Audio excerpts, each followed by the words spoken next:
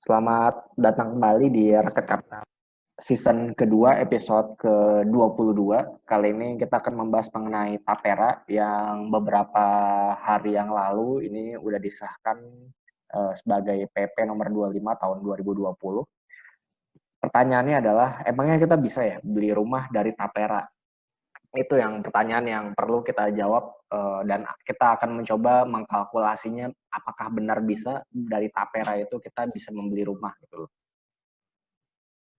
Langsung aja yang pertama kita mungkin bahas si Tapera itu apa sih, Badan Pengelola Tapera.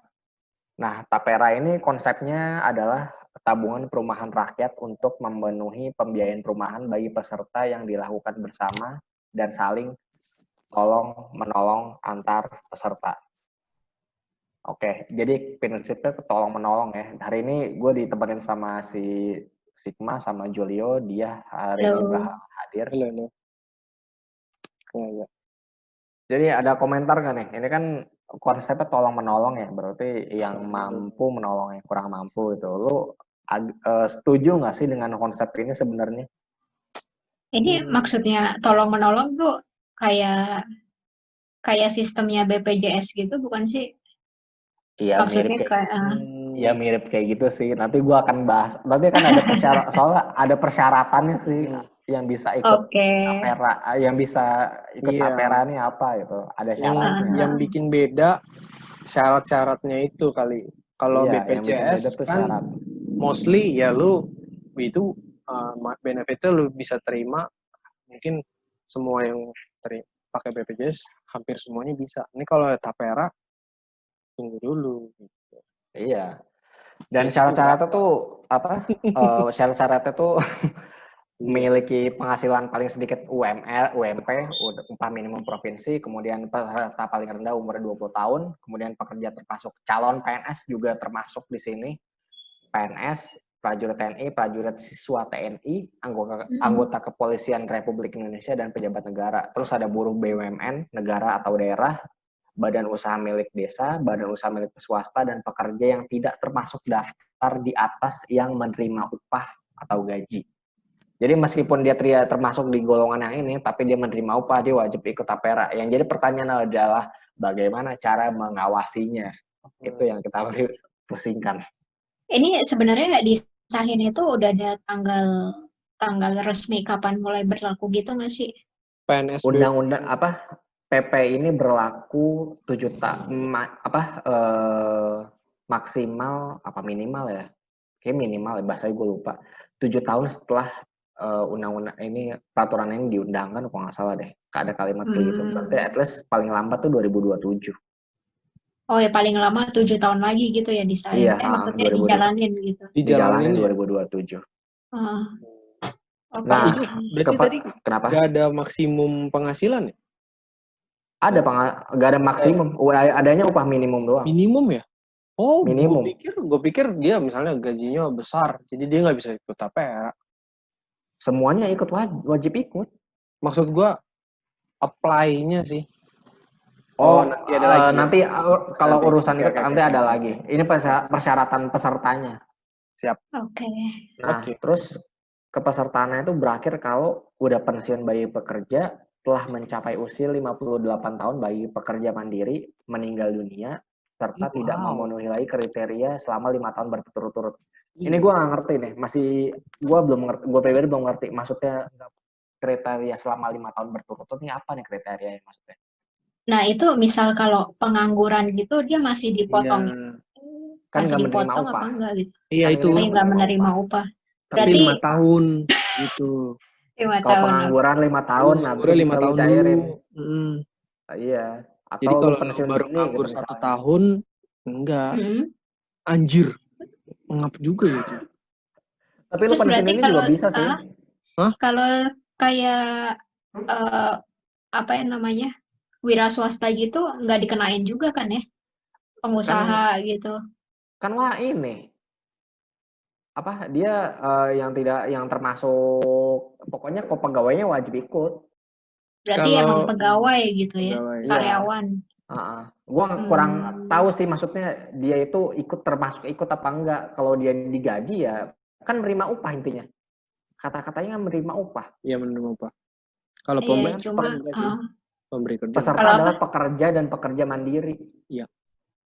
Pekerja Berarti pengusaha juga mandiri. iya, berarti pengusaha juga Oke. ikut, Mak. Kalimatnya kan gitu. Masuk ya. Iya, masuk. Semuanya jadi mau nggak mau yang kerja tuh harus masuk. Nah, terus juga simpanannya itu wajib diberikan paling lambat 3 bulan setelah kepesertaannya berakhir. Kan kalau BPJS Ketenagakerjaan kan kalau setelah 3 bulan lu resign, nah itu bisa lu ambil kan. Kalau dia juga sama. Cuman syaratnya itu agak sulit, lebih sulit dibandingkan dengan BPJS Ketenagakerjaan sih. Nah, terus juga peserta memperoleh pengembalian Tergantung simpanan NAV. berdasarkan unit dikalikan dengan NAV. Ini berarti kita selama ini dong ya. Kayak itu dong, apa namanya? Reksadana ya. Iya kan dikelola. Unit link. Iya, unit link juga ya. Berarti selama ini kita average dong tiap bulannya berarti ya. Kalau NAV-nya terus naik berarti kita average up ya. Yoi. Iya. Iya kan? Up atau average down. Average up kan. Kalau misalnya turun average down. Ya tergantung si pengelolanya aja mau kayak gimana ini. Iya, kayak auto debit aja gitu reksadana ya. Nah, kalau balik nyambung ke auto debit, berapa sih iurannya? Kita lihat di sini untuk simpanan pesertanya dibayarkan oleh pemberi kerja dan pekerja sendiri. Jadi si pekerja itu nanggung 2%, pemberi kerjanya menanggung 0,5%. Besaran simpanan peserta 3% dari gaji. Pemberi kerja itu wajib membayar simpanan peserta dan peserta mandiri wajib menyetorkan sendiri. Oke. Nah, jadi kalau wajib ya. misal tadi kayak apa namanya pekerja mandiri gitu, baginya gimana ya? Baginya. Nah, tuh gue kurang paham loh tuh kalau misalnya dia kan apa setengah persennya dibebanin ke konsumen gitu kan? Enggak gitu gue rasa, Mak. Enggak gitu. Mungkin setengah persennya dibebanin ke perusahaannya kali. Perusahaan. Kan dia pemberi kerja kan? Maksud lu owner gitu maksud lu? Iya, dia ownernya kan ya misalnya ownernya dia jadi komisaris gitu kan. Iya nggak sih? Gue rasa definisi pekerja mandiri itu belum tentu pengusaha deh. Kayak ya, enggak maksud gue tuh kayak tukang bakso atau tukang ketoprak gitu-gitu loh. Nah, itu yang bikin bingung, gimana caranya coba narik dari mereka. Iya kan? Kalau BPJS mereka nanggung sendiri kan? BPJS kesehatan iya, ketenagakerjaan mereka nggak ikut. Nah, ketenagakerjaan mereka nggak ikut. Tenaga kerjaan nggak ikut. Iya, itu tadi kan kayaknya yang terima upah sih ini, yang terima gaji. Yang terima gaji gitu. Kalau pengusaha kan nggak terima upah, Pak. Iya. Nggak terima gaji. Berarti intinya kan ini kan apa? Ya karyawan lah. Karyawan. Angkatan kerja lah. Kerja lah. Yoi, angkatan kerja. Jadi bukan pengusaha. Buruh. Iya, buruh. Ya kita kan buruh kan sebenarnya. Buruh kapitalis. Iya, mungkin nanti kalau ada yang bisa koreksi kali ya, ini benar apa enggak gitu kan. Cuma ini pengertian kita aja ya. Pengertian kita ya. Karena bisa aja kita salah gitu dalam mengartikannya. Oke. Nah, terus kita lanjut ke pengelolaan investasi Tapera bagian pertama. Investasinya ini dilakukan oleh MI dalam bentuk KIK, kontrak investasi kolektif. Portofolionya ditempatkan di instrumen investasi dalam negeri. Itu berupa 1, deposito perbankan atau syariah. Karena Tapera ini bisa menggunakan prinsip konvensional atau syariah. Terus surat pemerintah pusat atau sukuk, surat utang pemerintah daerah atau sukuk, surat berharga di bidang perumahan dan kawasan pemukiman. Nah, ini yang paling 5 nih. Paling apa coba maksudnya? Judi bola. Judi bola. Menguntungkan ya kan? Investasi aman. Bentuk investasi lain yang aman dan menguntungkan sesuai dengan ketentuan peraturan perundang-undangan. Apa ya kira-kira Batu ake. Aman, menguntungkan. Di lampirannya kalimat paling ambigu sih menurut gue. Iya ya. Nggak ada batasannya. Kalimat paling ambigu ini. Nggak ada disclaimer. Ini kita investasi emas bisa kan? Emas, betul. Investasi saham kalau reksadana mana ya reksadana? Surat berharga nggak ada ya? Nomor 5 berarti ya reksadana ya? Nggak ada. Soalnya kan dana ini kan dikelolanya sama manajer investasi. Berarti nggak masuk reksadana ya? Berarti ya Oh. Pastinya dia kayaknya dia bikin HP dia sendiri dah. Masa fun on fun walk nggak bisa lah. Ini kan fun jatuhnya. Iya dia beli. Tapera ini jadi fun. Fun on berarti emang. Nggak bisa fun on fun dong. Kalau kayak unit link kan dia fun on fun. Bisa aja dong. Iya unit link. Tapi kan di sini ya gue nggak tahu ya dia bisa investasi di reksadana apa enggak, gue nggak tahu. Gue rasa bisa sih. Karena dia tuh. Iya fun on fun aja jadinya. Dia beli si unit reksadana itu di NAV berapa gitu. Nah itu. Sama aja kayak apa? Ya bisa kan buat ini. BK-nya 1 soalnya, Mak. BK-nya 1. So? Iya, BK itu bank kustodinya. Bank kustodinya cuman si BRI. Bank BRI. Ya. MI-nya boleh beberapa. Kalau kayak reksadana kan ya dia tidak disimpan ininya, nggak ada kayak apa namanya kayak obligasi atau saham kan. Kayaknya sih. Iya. Yaudah kita lanjut aja ke pengelolaan investasi Tapera bagian kedua. Nah, MI dan manajer investasi dan bank kustodian itu melakukan kontrak investasi kolektif. Inilah ya menurut gue sih kalimatnya udah fix banget. Dia kayak bikin fund atau reksadana yang dibikin oleh si MI dengan bank kustodinya si Bank BRI. Jadi BK-nya cuma 1. Jadi siapapun MI-nya itu nanti ditunjuk, MI-nya boleh lebih dari 1, tetap bank kustodinya si Bank BRI. Jadi semua orang nyetorin duitnya di Bank BRI. Kayak gitu sih.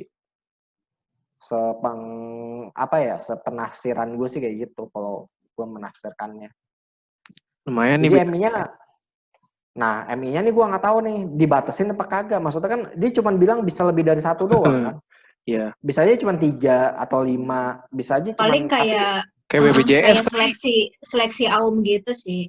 Iya kayak BPJS bisa beberapa. Tapi gini, si MI ini nggak boleh ada kaitannya sama, nggak boleh afiliasi sama Bank BRI. Berarti dana reksa nggak bisa. Iya, cuma itu doang. Itu doang ya. Cuma itu doang nggak bisa. Udah cuma bisa berarti. Yang lain bisa. Iya, yang lain bisa. Nah, terus ini tadi kan slide sebelumnya. Ini. Yang efek investasi paling yang menguntungkan gitu kan ya. Ini kalau gue baca di di pasal 37 ayat 4 itu dia emang dalam penyaluran pembiayaan perumahan bank atau perusahaan pembiayaan memperoleh dana dari BK dan menyerahkan aset berupa efek kepada BK. Efeknya ini ternyata bisa saham juga. Efeknya bisa saham. Iya, benar berarti. Iya, maksudnya beli saham kan maksudnya? Iya, bisa beli saham sebenarnya ya. Iyalah, jelas lah. Kan fun. Iya kan. Ini tapi iya, maksud gue apa ya? Ini kan dana abadi jangka panjang ya. Maksud gue kalau sampai si Tapera ini salah beli investasi atau apa, itu yang akan jadi permasalahan di masa depan.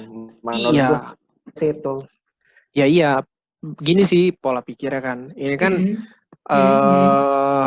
jangka panjang, oke, benar. Berarti instrumennya dia most likely bukan instrumen yang sebenarnya instrumen jangka panjang, tapi bukan instrumen yang ya kalau si Farhan ngomong kayak gitu kan berarti porsinya misalnya untuk instrumen yang resikonya tinggi dibatasi gitu paling sih. Iya, paling cuma berapa persen gitu ya. Iya. Gitu. Tapi kayaknya emang gak mungkin gak beli saham gitu. Gua rasa sih pasti beli sih. Iya. Pasti beli. Ya, kalimat ini sebenarnya udah mengambigukan kan, ini apa maksudnya coba? Bilang aja saham gitu. Kan maksudnya atau di penjelasannya kan bisa yang lain-lain gitu. Kalau menurut gue tuh dia bisa saham, bisa RDPT, bisa Dinfra, bisa reksadana. Gue rasa sih. Iya. Even Warren setiap derivatif dari efek tersebut. Iya. Iya dia misalnya mau beli Warren gitu. Bisa aja menurut gue. Iya, cuma nggak tahu ya ukuran amannya tuh kayak gimana gitu. Nah itu maksudnya.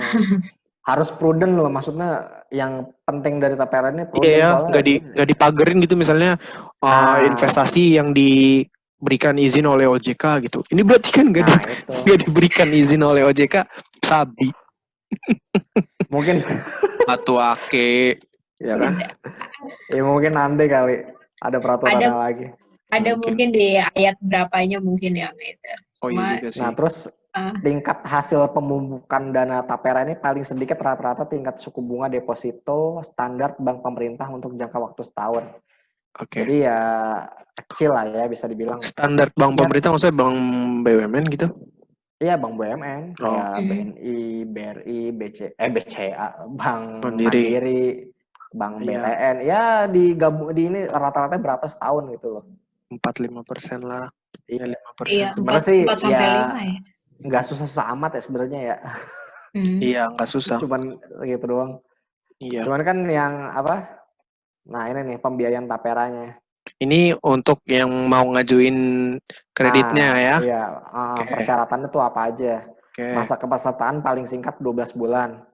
Termasuk golongan masyarakat berpenghasilan rendah. Ada. Belum memiliki rumah. Menggunakannya untuk pembiayaan pemilikan rumah pertama, pembangunan atau perbaikan rumah pertama. Kalau apartemen bisa nggak ya? Rumah ya. Ibu tergolong berpenghasilan rendah dulu nggak? Itu dulu soalnya. Kayak misalnya ibu. Iya dia kan nanya apartemen. Ini tapi rumah sih, gue rasa nggak masuk deh. Iya rumah ya. Ini landed ini, udah landed ini. Landed minded ya. Nah ini maksud gue tuh ya berpenghasilan rendah belum memiliki rumah. Kalau misal dia berpenghasilan rendah tapi nggak mau beli rumah gimana? Nah itu dia. Iya nggak dipakai. Dia udah punya rumah gitu sebelum nggak dipakai kan. Paling untuk renovasi, perbaikan kan palingan.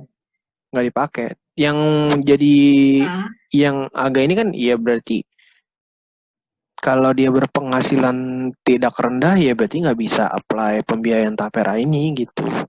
Nah pembiayaan ini juga dilaksanakan berdasarkan prioritas kan. Lama pesertaan, tingkat kelancaran membayar simpanan, tingkat kemendesakan kepemilikan rumah, ketersediaan dana pemanfaatan. Anak saya mau brojol pak, gitu. Nah, gimana ngukur kemendesakannya itu ya maksud gue ya? Itu harus ada ukurannya loh, maksudnya. Kita nggak bisa bilang saya mendesak pak, ya ukurannya apa mendesaknya? Gitu. Saya luntang lantung pak di jalan. Bisa jadi. Iya. Saya tinggal di mobil gitu. Lo Anda punya mobil tapi nggak punya rumah, gimana itu? Ya. Sebenarnya gue menurut gue sih ini sih fine sih sebenarnya BP Tapera ini ya. Gue sih nggak maksudnya idenya menurut gue cukup baik gitu. Tapi batasan-batasannya gue rasa perlu dibenahi sih, itu aja sih menurut gue. Ini kan membuka peluang buat orang-orang buat punya rumah gitu. Iya sih. Bantu ya benar. Menurut lu gimana, Mak? Membantu orang gitu. Iya, oke. Cuma ini diwajibin ke semua pegawai gitu. Nah, maksudnya iya. Ya, sisi lainnya memang itu. Sisi lainnya ya painful ya, bisa dibilang kan 2,5%. Let's say gaji 5 juta aja, 2,5% 5 juta itu 75.000 ya. Ingat loh, potongan kita bukan tapera doang, ada BPJS Kesehatan, ada BPJS Ketenagakerjaan, ada iuran jaminan hari tua. Iya. Itu yang perlu dipikirin. JHT. Iya. Kalau misal kayak kesehatan gitu kan kita pasti pakai gitu kan, nggak mungkin nggak sakit gitu. Nah ini nih, kalau ini yang belum tentu kita bisa apply gitu kan, itu sih. Iya. Tapi kalau dipikir-pikir lagi ya bro, di umur 58 nih, di umur 58 itu bisa jadi lu butuh, bisa jadi lu butuh uang juga sih. Gitu. Tapi ini menurut gue pribadi ya, oke lah, mungkin nggak semua orang ngerti investasi ya maksudnya ya. Cuman kan nanti di akhir kepesertaan itu bisa aja kita dapat surat utang doang kan. Soalnya ini bisa dapat berupa surat utang pemerintah loh, maksudnya bukan hanya berbentuk reksadana atau gimana-gimana, bisa berbentuk surat utang juga. Nah, yang gue khawatirin adalah mungkin saat ini kita surat utang masih dapat 7% atau segala macam. In the next 30 years, in the next 40 years, apa lo surat utang sih bro? Bisa dapat itu. Bisa dapat. Jadi dia nanti dapatnya tuh aset berupa aset gitu loh. Setelah 58 itu? Iya, bisa dapat berupa kayak begitu. Gue pernah Bisa, baca ya. di Itu CNBC gitu. Tercantum atau Gue lupa deh. Keseluruhan sih. Masalahnya kan nih, investasi berupa surat utang pemerintah. Ini kan pembubukan berbentuk KIK, portofolio investasi, instrumen kan. Bisa aja mungkin instrumennya itu cuma satu jenis. Oh, ini misalnya surat pemerintah doang. Oh, surat ini sukuk doang. Oh, ini bisa aja nggak dicampur. Bisa aja dicampur segala macam. Gue nggak tahu ya bentuknya itu gimana, gue nggak tahu. Tapi bisa aja per produk tuh, oh ini untuk khusus sukuk atau surat utang pemerintah. Jadi misalnya nanti pas 58 tahun lu dapat surat utang pemerintah gitu. Nah, bisa aja kayak gitu kan. Nah, bisa aja pas udah dapat surat utang pemerintah, pas umur kita 30 ya mau 30 ini kan kita pasti dapat suku bunga pemerintah kan yang untuk obligasi kan mesti dapat 7%-an lah ya. Di zaman kita nanti 30 tahun lagi, ya gue nggak yakin kita dapat masih 7% kan. Paling at least tinggal 3% atau mungkin cuman 2%, who knows. Makin lama makin turun. Bentar deh, kalau misal nih ya, misal kita 2 tahun ikut tapera ini, terus tahun 3 nggak kerja tuh, itu bisa dicariin juga kan ya? Tadi kata si An5 bisa tahun dong. Nah, tadi bisa, kata lu bisa ngajuin. Tapi ini, lu memenuhi syarat nggak yang untuk ininya? Bisa berakhir ya? Iya, memenuhi syarat. Itu juga pembatasan yang agak menurut gua, kalau bener yang seperti kita artikan ini ya. Iya. Gila sih coy. Ya di 5 tahun nganggur masa disuruh bayar? Nah, enggak, maksudnya 5 tahun nganggur, kita kan nggak bayar iuran 5 tahun tuh. Jadi berakhir. Jadi 5 tahun berturut-turut kita nggak bayar iuran, ya itu berarti otomatis berakhir. Bukannya disuruh bayar juga ya mungkin ya? Enggak. Kan yang memiliki upah kata-katanya. Berarti nggak bisa kalau baru 2 tahun terus dicairin gitu? Dicairin ya nggak bisa lah. Iya nggak bisa. Ya. Kalau kecuali lu termasuk golongan masyarakat berpenghasilan rendah, belum memiliki rumah. Yang udah kita bayar itu gimana? Oh, bukan An. Ya tetap. Cairin bukan pembiayaannya. Cairin nggak bisa. Cairin nggak bisa. Sepengertian gue ya.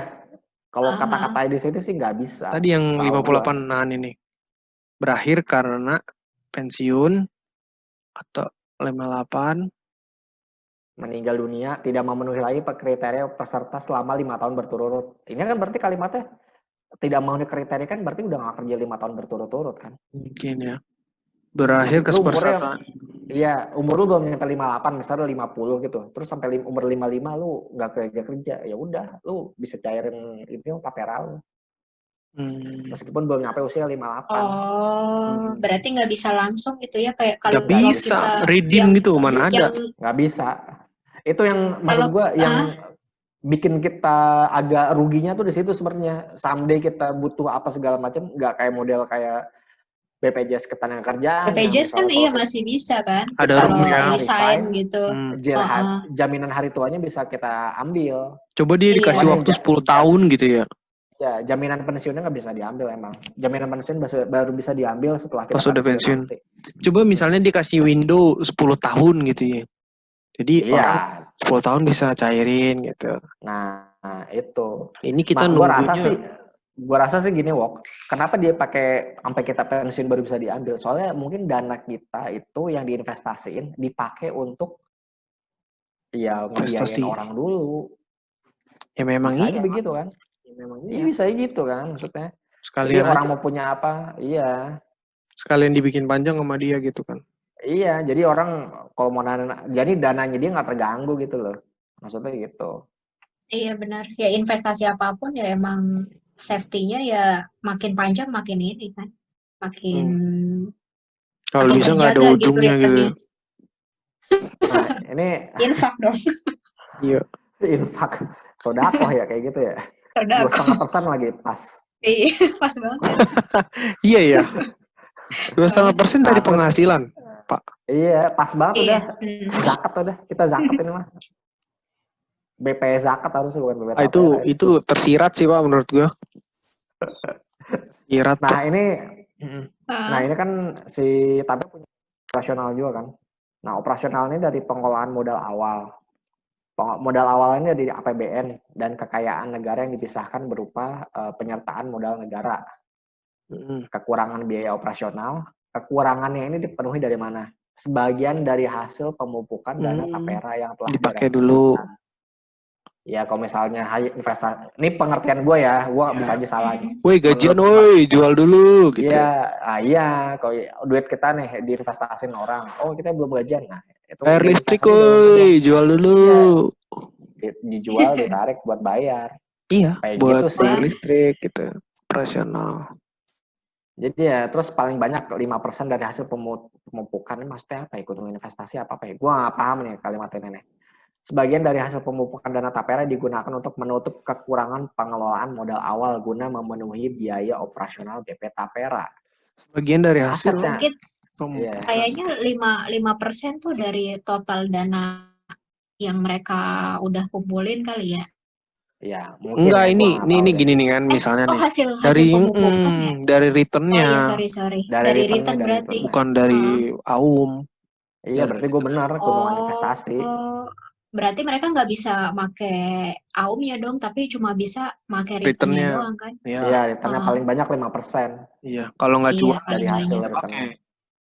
Harusnya. Ya bisa aja sih. Ya kita nggak bisa tahu, lah, coy.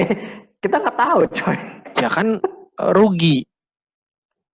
Nggak misalnya ya hasil pemupukannya 4%, dia belum gajian nih, lalu minta pemerintah gitu. Hasil apa? Hasil investasinya minus. Misalnya ya minus gitu, terus mau minta dari mana? Ya iyalah Pak, bail out lah. Nggak boleh kan minus dia. Dia dia di bail out lah Pak. Maksudnya pasti dari APBN. Ya kan udah diatur undang-undang. Kekurangan operasionalnya ini buat biayain sih gaji, tunjangan, fasilitas lain untuk komisioner, deputi komisioner, karyawan BP Tapera, komitanya si Tapera. Jadi menurut gue pribadi, ya kalau lu mau duit Tapera lu aman, ya lu kerja di Tapera, itu aja. Ya nggak sesimpel itu lu kalau jadi bukan jadi policy makernya, bukan jadi decision makernya ya. Enggak juga, lu bukan jadi MI-nya BP Tapera. Tapi kan MI-nya manajer investasi, Bro. Ayo. Yang punyanya siapa? BP Tapera apa bukan? Yang punya. Iya, ini kan kayak kita bikin nih di MI kan, kayak semacam kayak discretionary fund gitu kan. Duitnya ya dari kita, barangnya kita yang pilih, kayak gitu kan. Iya. Bisanya sekolahin obligasi. Iya nggak sih? Barangnya bisa kita. Tapi kalau misalnya dia fund on fund, ya kan suka-suka manajer investasinya. Kalau ya. Bentar ya, kita nggak tahu nih, ini bisa fund on fund apa enggak. Ini kita belum tahu soalnya. Kalau bisa fund on fund. Soalnya gue mikir ya, kalau kayak BPJS, dia kan fund on fund kan, dia kan beli produk reksadananya siapa. Ini kan gue berpikirnya sih kayak mirip kayak gitu sih bro. Gitu. Dia tetap punya nih porsi tradingnya, investasi dia langsung gitu ke saham, ke obligasi, ke deposito. Tapi dia punya juga porsi reksadananya siapa gitu. Tapi gini loh, dia ini kan oke lah, kita yang ada di MI-nya itu dia. Tapi dia ini tuh wajib nyerahin ininya. Gak nyampur sama fund lain kan? Iya, enggak. Maksudnya gak nyampur sama investor lain. Kita ini wajib dapat semacam kayak fund fact sheet gitu sih menurut gue tiap bulannya. Iyalah, gue rasa. Jadi kita itu tahu Tapera ini kayak gimana, unit kita berapa, NAV kita berapa. Kayak gitu sih. Harus kayak gitu ya. Kalau misalnya, soalnya gue baca peraturan ada yang kayak gitu peraturannya. Nah, dengan paling lambat berlaku 7 tahun sejak PP ini berlaku, yakni ya ini kalau misalnya ini kan desainnya tuh 20 Mei 2027 berarti 20 Mei tahun 2020. Berarti ya ini tenggat waktunya sampai 20 Mei 2027. Berarti ini kemungkinan besar menurut gue ya, ini akan baru diterapkan di tahun 2027 untuk pegawai swasta dan yang lainnya gitu. Kalau untuk pegawai negeri sih, iya paling lambat. Tapi gue rasa ini pasti pengusaha bakal pakai tenggat waktu yang ini. Soalnya gue ngeliat di berita CNBC juga banyak asosiasi pengusaha Indonesia kalau nggak salah deh, Apindo apa ya? Kalau nggak salah ya, mohon gue koreksi. Itu mereka sebenarnya menolak tapera ini. Soalnya mereka bilangnya kan udah ada PBJS Ketenagakerjaan. Mereka bilangnya kayak gitu. Soalnya kalau gue berpikiran jadi pengusaha, gue juga pasti akan menolak. Iyalah 0,5 kena. Iya, ini nambah beban expense gue. 0,5 kali berapa karyawan gue coba. Misalnya karyawan gue ada 1.000, udah berapa duitnya coy? Iya kan? Belum, maksudnya ya kalau menurut gue ya, kita itu udah cukup BPJS Ketenagakerjaan, BPJS Kesehatan, itu menurut gue udah cukup menurut gue. Kalau misalnya pakai ada tambahan lagi ya buat apa ya maksud gue ya? Suzonnya ntar duitnya kemana-mana ya. Iya. Lanjut ya Pak, kita positif dulu. Jadi lanjut ya. Ngitung-ngitung kita kan. Iya mau ngitung-ngitung.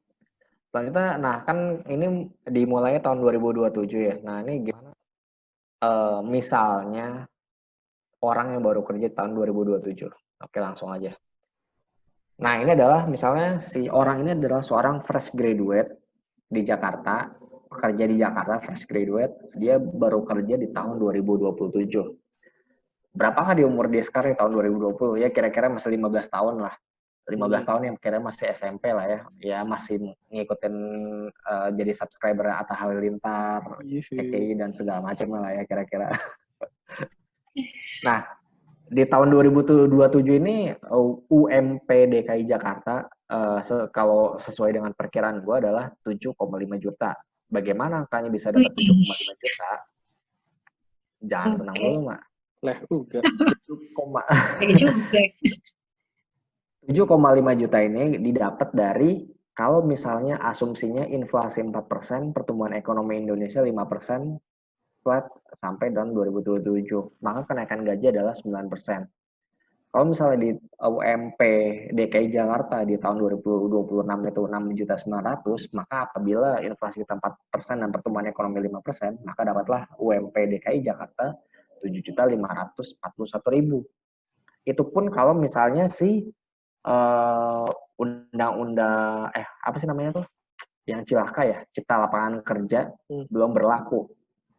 Soalnya kalau Cipta Lapangan Kerja itu berlaku, peraturan ini nggak berdasarkan pertumbuhan ekonomi nasional dan bukan juga berdasarkan inflasi nasional, tetapi berdasarkan inflasi provinsi masing-masing dan pertumbuhan ekonomi provinsi masing-masing.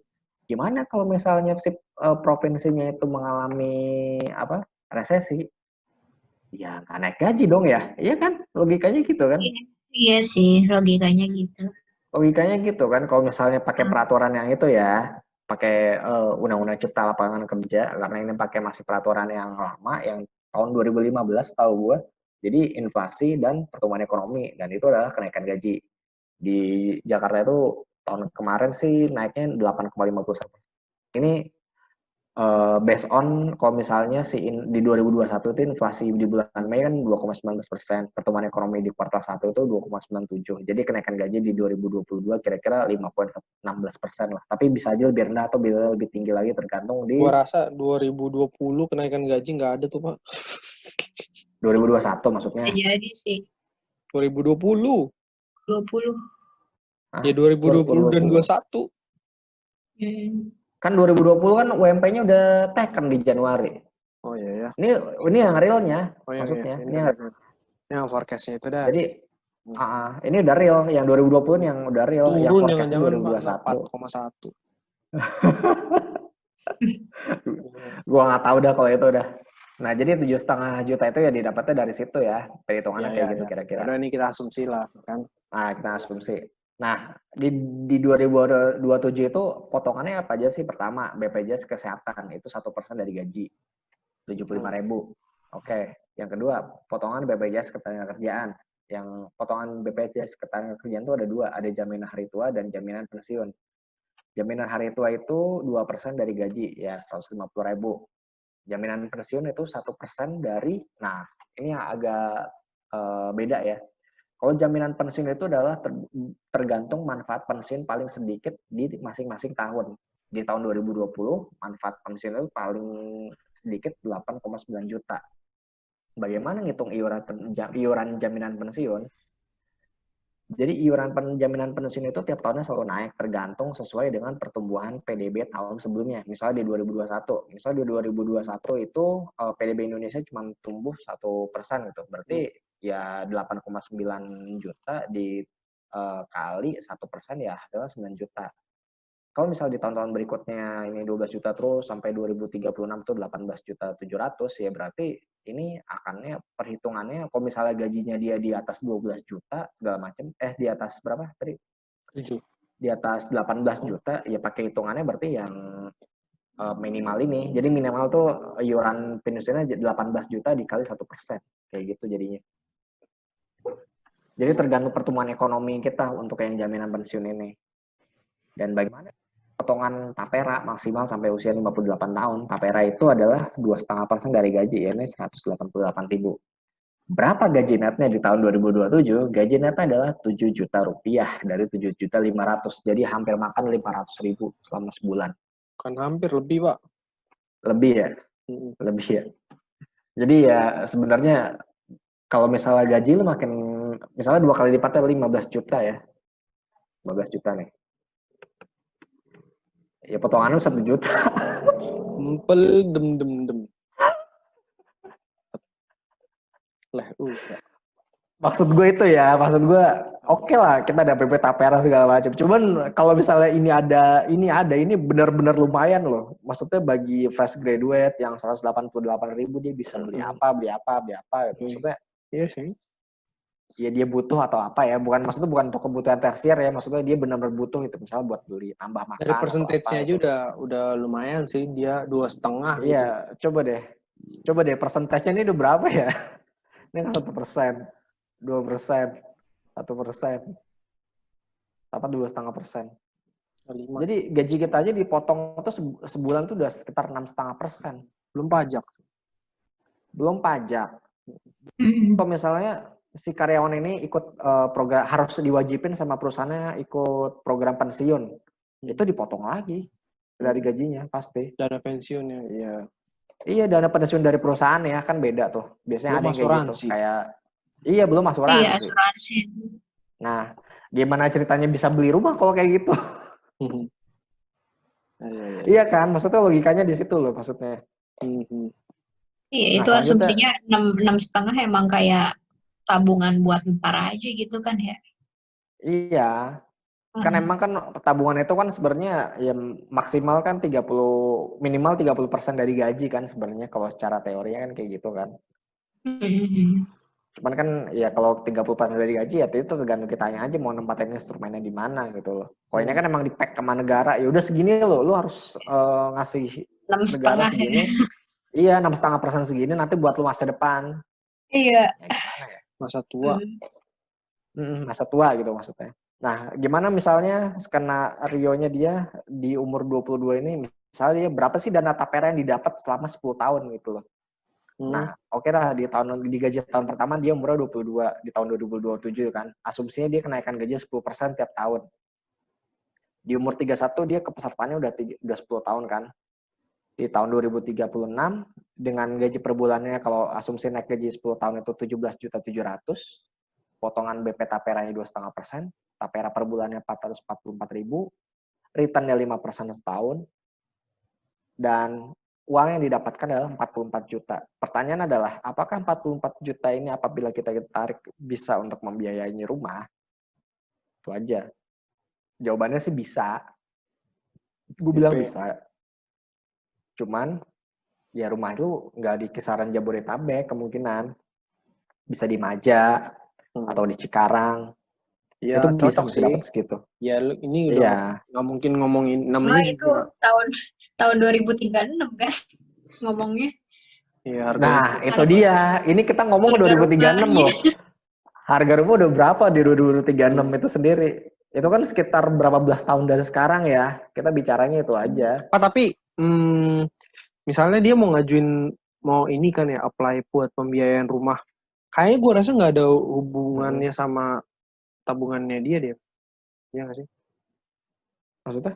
Kalau dia mau memenuhi syarat, ya udah dia bisa apply si pembiayaan taperanya itu gitu.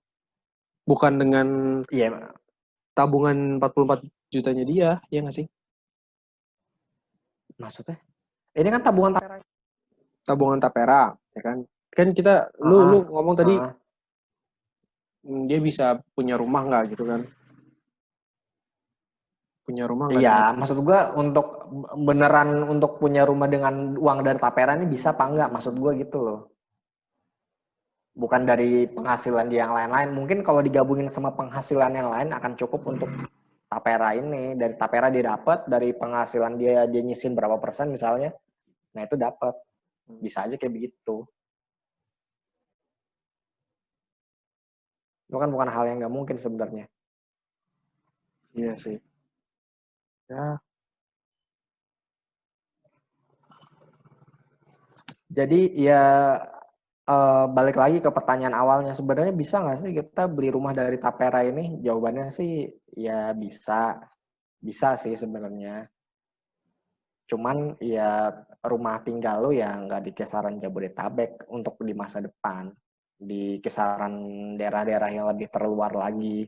Itu pun juga kalau misalnya lu memenuhi persyaratan yang disodorkan oleh si tapera ini, apakah lu termasuk berpenghasilan rendah atau enggak. Iya. Soalnya gue lihat-lihat sih ini emang dikhususkan bagi orang yang berpenghasilan rendah sih, iya, bukan orang yang ini Iya.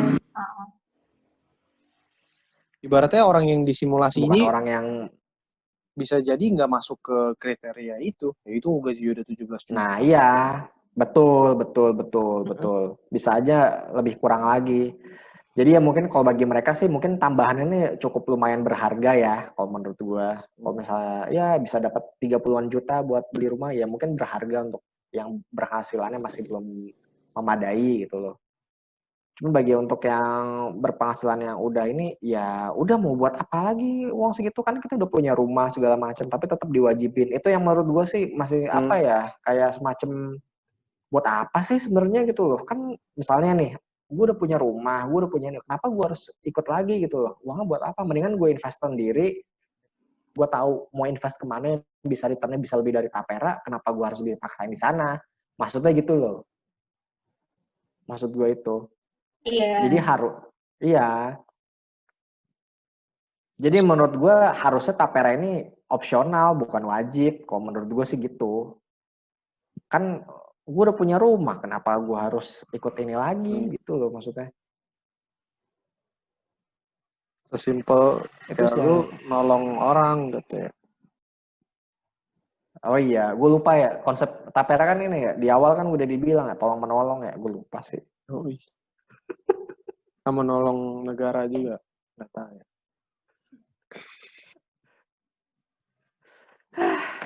Bullshit lah kayak gitu. Iyalah, nambah expense. Oke, kita lanjut aja ke ISG hari ini kayak gimana. Iya, kita lihat market aja lah. Lebih jelas. Pusing lah. Kalau kita lihat ISG sebenarnya udah sesuai sama skenario di minggu lalu ya, iya nggak sih? 4.700, 4.800. Kemarin sempat bilang ya kita ya, 4.700, 4.800 di hari ini. Dan tercapai. Dan ekornya panjang juga hari ini. Ekornya lumayan panjang dan ada indikasi minggu depan bisa rebound sih sebenarnya kalau kayak gitu ya. Iya. Kalau secara teori ya, kan ini membentuk hammer. Kalau secara teknikal itu istilahnya. Harusnya sih minggu depan bisa rebound. Cuman ya rebound ini tergantung apakah rebound ini akan melewati resisten sebelumnya atau menyamai resisten yang sebelumnya. Kalau menyamai resisten yang sebelumnya terbentuklah double top. Double top berarti di minggu berikutnya akan terjadi koreksi lagi. Kalau gue sih minggu depan kayaknya belum rebound sih ya. Menurut lo minggu depan belum rebound? Menurut minggu depan kayak mungkin dia kayak ngebentuk bentuk mangkok dulu gitu kan, nggak langsung lo naik gitu. Oh iya, bisa kayak sideways semacam kayak sideways gitu ya. Oke, siap. Nah, menurut lo range-nya di berapa dari tuh? 4 itu 4650 ya. Ya 4647. Bisa 45 sampai 47 sih range. Range lo. Kalau lo gimana, Wok? Lihat minggu depan. Berarti ntar habis mangkok itu dia berarti naik ya? Ya jadi double top juga kan sebenarnya. Jadi double top. Handle sebenarnya. Gantung tuh bisa. Gue sih bisa jadi sih rebound ini. Kalau rebound temporary gitu kan technical. Gue juga kalau gini, kalau lu rebound ke berapa reboundnya kira-kira? Ya paling ke ini lagi ke 5.000 lagi. Ke 5.000 pas, 5.000 pas Gila, atau 5.000 lebih atas ya itulah sedikit? ke topnya dia lagi. Kalau menurut lo ke topnya lagi? Iya, jadi double top ya. Double top. Gue sih kalau pendapat gue pribadi, gue agak setuju sama si Bewok ya. Kalau Julio gitu. Kayaknya sih ada indikasi ke bentuk double top lagi. Cuman gue sih tentunya sebagai pribadi itu ya, gue pribadi berharap itu nggak jadi double top, justru malah bisa bikin resisten baru. Gue sih berharapnya kayak gitu. Gue sih Itu harapan gue ya. Itu harapan gue ya. Cuman kan karena lu udah nabung ya, Pak. Enggak, begini bentar. Market bigger than you. Prinsip gue kayak gitu kan. Ya, betul. Gue nggak bisa maksain kehendak gue. Betul. Mau gue ngarepnya ke situ ya tetap aja market bilangnya lu harus bikin resisten baru, ya jalan. Lu resisten lu udah segitu aja, ya udah cukup segitu. Berarti let's say lu udah nggak seoptimis itu dengan market. Berarti once dia nanti hit 5.100 lagi, lu jual dong saham lu semua ibaratnya. Enggak gue jual, karena gue akan ada tambahan dana baru sih. Iya, lu yakin lu nggak jual, cuy? Gue nggak jual semua, paling jual sebagian lah. Karena kan paling gue bakal 60%. Iya. Gue sih berpikir gini, pola berpikir gue salah nggak? Misalnya lu expect nanti market bakal turun, tapi bakal naik dulu. Berarti lu jual dulu dong gitu. Sebelum nantinya lu cover karena lagi. Karena gini, Wok, sorry bentar. Market itu kan ya kita bisa prediksi doang kan, prediksi kita bisa benar, bisa juga salah gitu loh. Nah, di dalam perjalanan itu kalau misalnya kita yakin arah ISG ini, menurut gue pribadi ya secara jangka panjang di 2021, 2022, 2023, menurut gue ISG akan lebih dari 6.200 lagi menurut gue. Nah, dalam perjalanan itu kan pasti akan ada naik turun kan. Time frame lu emang udah lu siapin segitu ya. Iya, nah kalau misalnya lu time frame lu pendek, ya lu gunain strategi yang berbeda dong sama orang yang time frame yang lebih panjang. Intinya lu mau investasi dalam setahun ke depan, 2 tahun ke depan, atau lebih dari segitu, tergantung time frame lu mau kayak gimana. Kalau time frame lu pendek, misalnya, gue dalam setahun ke depan, iya, tahun depan gue mau duitnya mau gue pakai nih, berarti gue strateginya harus lebih strict lagi, tergantung lu mindsetnya mau kemana gitu loh. Saham yang kita beli juga beda-beda. Benar-benar. Iya kayaknya cuma bisa ngejar dividen sih tahun ini. Kayaknya. Lu. Ya mau gimana lagi mah ya. Udah terlanjur ya. Iya udah cebur. Gua rasa yang nyangkut juga banyak. Ya udah. Banyak. Gue kemarin juga minggu ini sempat turun lumayan juga sih, turun 4% sama 2% gitu loh. Cuman ya udah mau gimana. Kalau gue sih ya karena bakal ada itu dana. 3 hari berturut-turut. Tapi yang pas hari apa ya, gue lupa deh. Itu kan ISG turun, nah itu gue masih dapat plus 0,01 tuh waktu itu. Karena AALI-nya kan masih naik tuh. Nah pas AALI-nya turun, baru udah kebanting juga ya akhirnya. Semua portfolio gitu maksudnya? Ya semua porto gue ada yang semuanya turun. Cuman gini loh, gue kan udah ngumpulin dari bawah ya maksudnya. Kalau gue mikir gue jual semua ya average gue bener-bener sayang aja sih menurut gue. Harganya lumayan bagus bawah. Gitu loh. Iya, maksud gue average-nya ya sayang aja sih menurut gue. Kecuali kalau gue yakin IHSG balik lagi ke 4.000-an ya. Itu lain cerita. Iya, kalau masih uptrend ya ngapain gitu ya. Iya, maksud gue itu loh. Kalau gini loh, maksudnya. Iya, ya. Kalau misalnya dalam dalam periode uptrend, ya kita buat apa kita profit taking kalau misalnya kayak gitu ya. Maksudnya itu kan dalam uptrend kan ya buat apa kita profit taking banyak-banyak gitu loh. Misalnya 1/4 atau sebagian kecil bolehlah kita profit taking, tapi jangan semuanya kalau misalnya masih dalam fase uptrend dan kita punya average yang bawah banget gitu. Gue sih gitu. Ya kalau ya balik lagi kecuali time frame lo mau apa. Ya sih. Ya ini gini sih, ini kalau misalnya lu ini IHSG tembus, gua nggak tahu nih supportnya ini 4.000 di atas 4.400 berapa nih? Mungkin 4.450 kali ya atau 4.500 kali ya. Nah, kalau itu tembus sih gua rasa udah ganti sih harusnya buka. Ya medium term itu udah nggak uptrend lagi. Kalau lo ngomongin dari April ya uptrendnya pun sebenarnya nggak solid amat gitu, masih di situ aja gitu. Ya emang nggak solid, bukan nggak solid sih, maksudnya ini baru awal sih sebenarnya. Kalau misalnya ini mah bukan yang rebound yang kayak gimana baru awal ini. Sebenarnya kan teorinya ada dua nih. Kalau misalnya teori yang pertama dari 4.700 terus ngebentuk high baru, ya itu berarti kalau misalnya terus lanjut dan mengulangi pola itu di minggu-minggu berikutnya ya berarti lanjut kan. Cuman kalau misalnya si teori yang yang pendapat yang kedua, kalau misalnya dari 4.700-nya rebound ke 5.100-an terus nggak bisa lebih tinggi lagi, ya kemungkinan besar dia bakal jatuh ke bawah lagi. Itu aja intinya. Ini kita lihat sih minggu depan. Tapi lebih mana ya? Tadi kan kalau gue bilang rebound ya. Gue juga rebound sih kalau menurut gue. Kalau Sigma kan tadi lebih ke sideways kan. Sideways baru ke 5.000-an lagi gitu. Oh, yang bikin mangkok itu dia bilang. Kita lihat aja nanti minggu depan kayak gimana. Gue nunggu ini sih Pak, nih gila. Mungkin tiap hari 1.000 mulu kan ini COVID. Ntar lagi kan. Oh iya benar. Tiap hari kan udah. Kenapa? Tiap hari itu 1.000 angkanya. Tiap hari 1.000 yang 1.000 kasus baru. Hari ini angkanya cangkep banget Pak, 1.111.